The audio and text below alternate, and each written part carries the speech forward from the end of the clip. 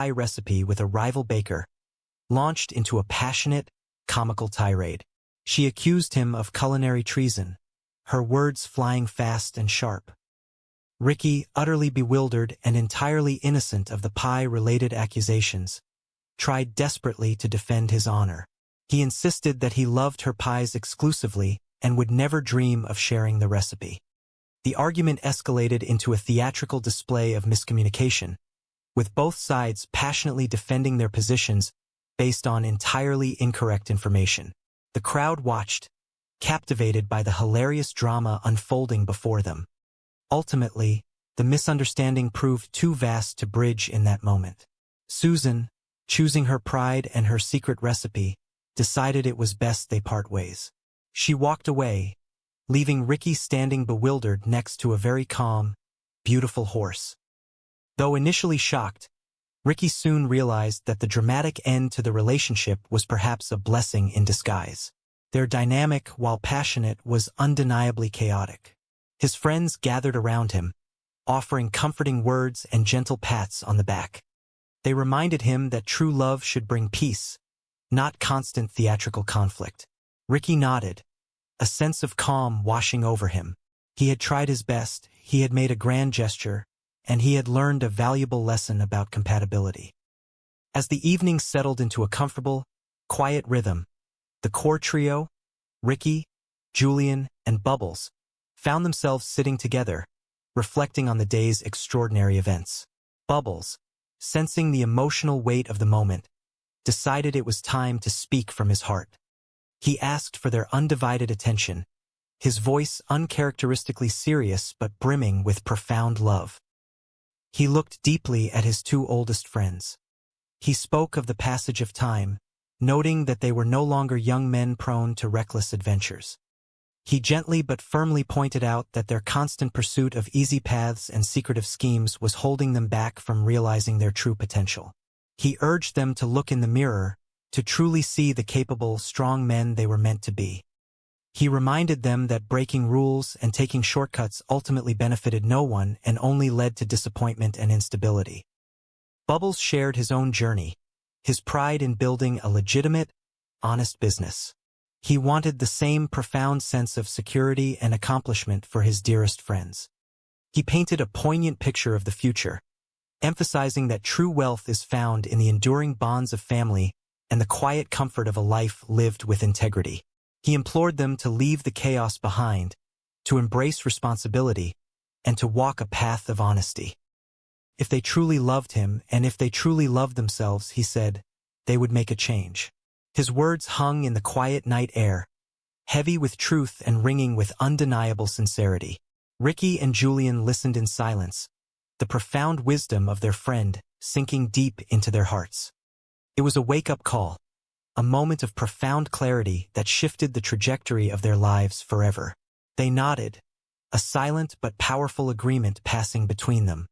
Tomorrow would be a new day, a fresh start, and they would face it together, armed with the enduring power of their friendship and a newly discovered commitment to living a life of honesty, hard work, and profound, unconditional love.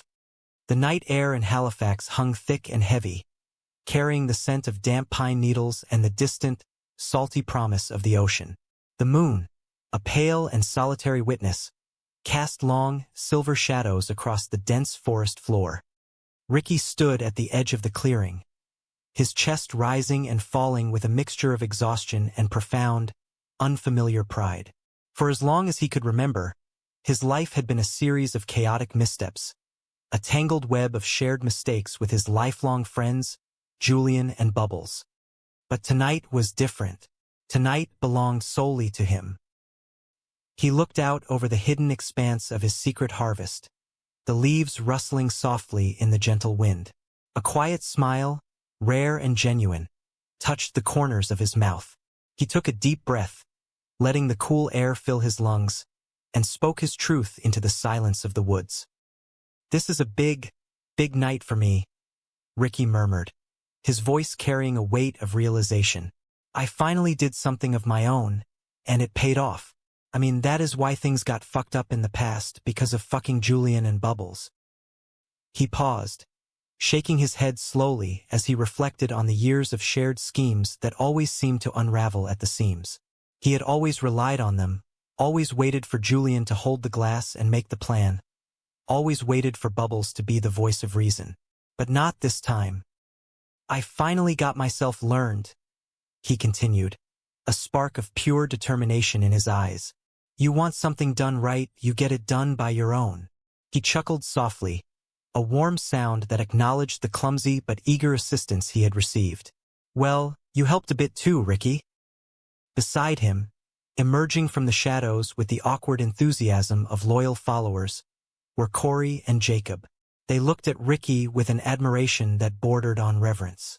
They were simple men, often misguided, but their hearts were firmly anchored in their loyalty to Ricky. Yeah, man, we totally had your back, dude, Corey said, his voice trembling with eager validation.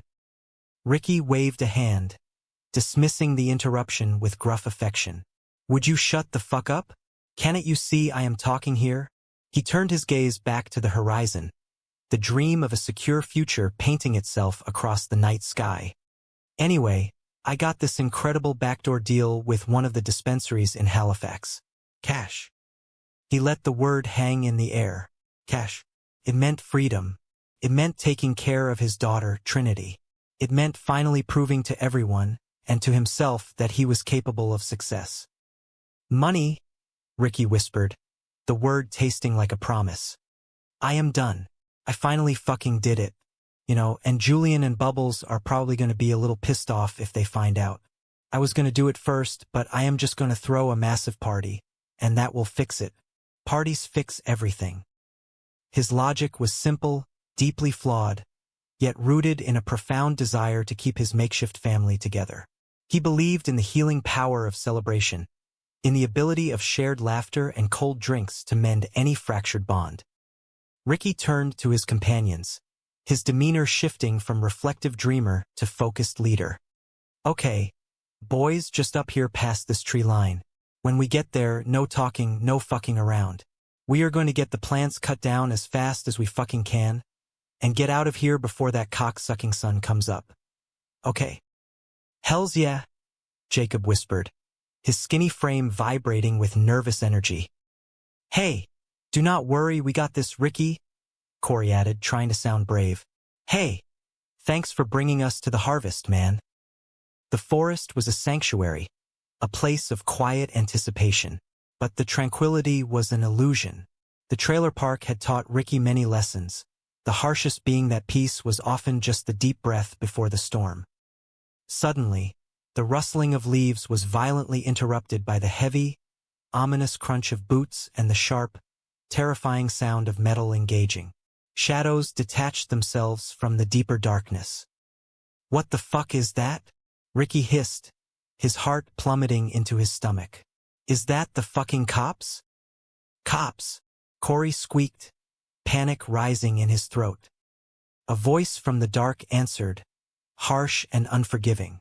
It is just a shotgun. Fuck, it is just a shotgun, boys.